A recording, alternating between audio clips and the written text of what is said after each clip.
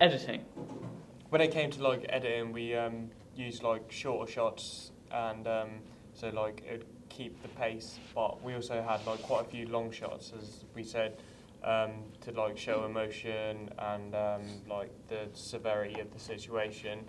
So, but like to like kind of cut them up a bit, we used the voiceover, so it would like keep the interest flowing.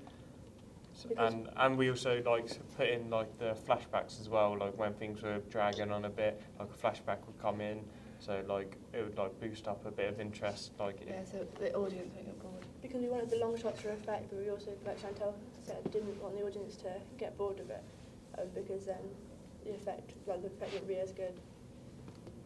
Tried to get a Dutch tilt into our film to see to try and give, because the Dutch tilt sort of gives the effect of disorientation and confusion to the audience member, which, because our film was quite uncomfortable to look at anyway, because there was one scene which was a little bit awkward. We used close-ups to show emotion, but we also used close-ups to show define characters, like in the street scene. Yeah. Chantal was left out of the close-up shot to show the characters, which are the importance of the film. Yeah.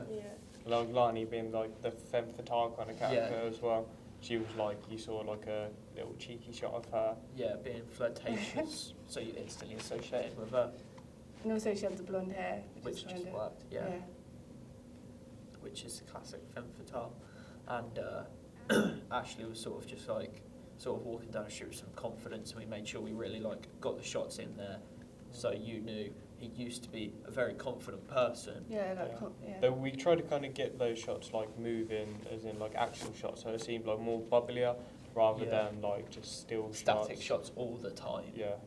Yeah, otherwise that would have got very boring. So that street scene really helped break up everything, as it was a long action sequence. I think the main characters were Lani and Ashley, and we kind of tried to make Ashley look like, at the start, made him look like popular, stylish, like confident. Also his clothing were just like what you'd wear. Casual, yeah. So it kind of like connected to the audience as well, because obviously we wanted age, what was it? Age appropriate film, yeah. Which was 16 to 25. Yeah, and also, and Lani was like the typical, like the blonde, and then like she just had simple clothing really. And then later on, which had like Reese as the bad character, all in black. Yeah, completely covered in black, so you just instantly knew this guy's a bit shifty, a bit worrying. It's a bit shady. And we chose not to put Chantal in completely red clothing, because we were just sort of challenging against the general stylistic that film noir has put up. We just thought blonde hair will be enough. Let's keep with that and keep it simple. Yeah, she was like our femme fatale in a way, but not like the classic film noir. No. That was like our edge on it kind of thing. She was like our femme fatale in a way, but she wasn't as like probably dark and mysterious and like probably not as sadistic. Yeah, and as bad of a person as they were in like the classic film was. Yeah. Because our brief was to like what were they contemporary noir that like focused on like modern day troubles and stuff. And I think we kind of challenged the classic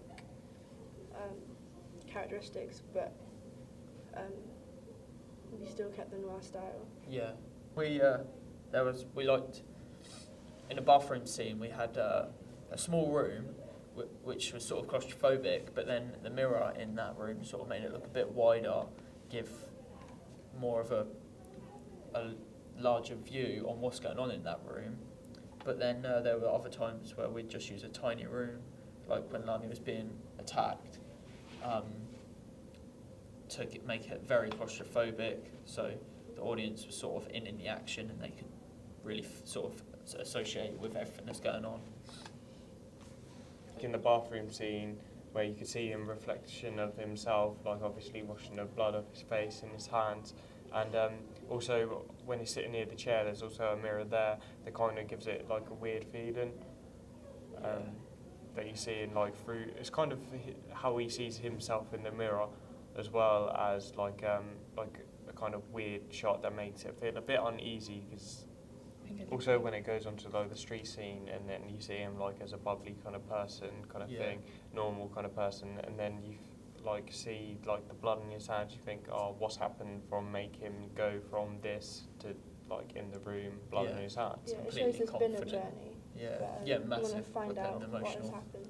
Yeah, and also because you see the blood and then you go straight to those two like seeing each other, you might have a connection like, oh, Yeah. maybe it's to do with him seeing her. And the street scene and the juxtapositioning of him being destroyed is sort of like, it shows how he's travelled from one end to the other. And if we were doing a massive feature-length film, we would be able to show that throughout, because we started with our ending and we were going to work our way back and then start from when he met her in the street, him talking to friends, him going to a party and meeting her, and then more problems happening. So Yeah. no. It's like, Yeah. The opening really shows you what's happened from the beginning to the start, and then like the feature-long thing would have been like the journey that he'd been on, and what had happened for this to have happened, for him to get in this situation, what decisions he's made, bad decisions, like what he's been caught up in with like loving like the girl, wanting to do right, but like finds himself in this sticky situation, making a bad decision. The props which we chose, we didn't use many props, but we chose them very carefully to sort of just add into scenes to make sure that they help the audience, or again, associate, as well as you can instantly see someone holding a can of alcohol looking stressed out is obviously in a tough position. It's just one of those things.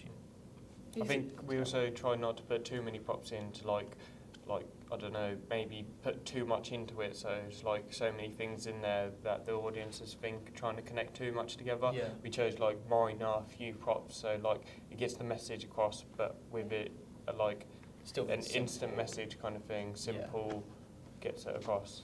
A bit of music, like online, royalty-free music that we used, and it kind of had like a weird thing to it that like really sort like added to our piece, because it kind of gave it an uneasy feeling of that like as soon as it came in, it's like haunting. It comes in like, and you're thinking, oh, this is a bad bit of music, what's going on? Yeah. Obviously bad if something happened, and as I said, it gives it an uneasy feeling. Also throughout the like the street scene, it also goes through that, even though it's a happy time. So you're thinking, right, these two people have met, but still like the bad music's going on, so something bad must have happened from this, or been linked to it. It's a seemingly happy memory, but it's the start of a chain of very, very bad events, which leads to him ending up with 2 dead people. Also, I like the fact we used the music through all of the film opening, so it kind of connected the film opening. It kept the scene flowing. Yeah, like you knew that was the film opening to it. Yeah. And also in the sound we had no like on-screen diegetic dialogue, because we wanted to create a like a kind of mood and a kind of sense of mystery, like sinister kind of feeling in the opening, and because of the no like dialogue, people listen to the music more and people listen to the voiceovers.